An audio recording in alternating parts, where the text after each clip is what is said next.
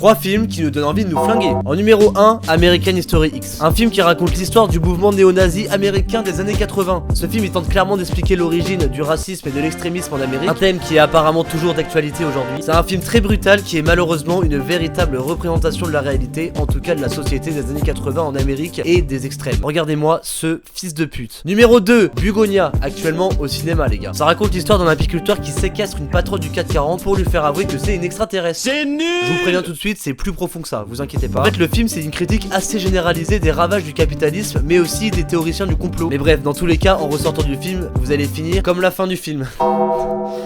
Allez, next. Numéro 3, Irréversible. Yes, bon, je sais pas si je dois vraiment en parler de ce film. Je pense que beaucoup de gens le connaissent, il est assez controversé. Je l'ai pu regarder, moi. C'est scandaleux. C'est un malade mental. Et je sais même pas si j'ai besoin vraiment d'expliquer c'est quoi ce film de taré réalisé par Gaspard Noé, qui est, je pense, le réalisateur français le plus fou du monde. T'es une merde, Noé. Viens me voir, je fais le même métier que toi, on va se retrouver, tu vois. La particularité du film, c'est qu'il est monté complètement à l'envers. Et en gros, si on résume, c'est une histoire de vengeance, de violence et aussi de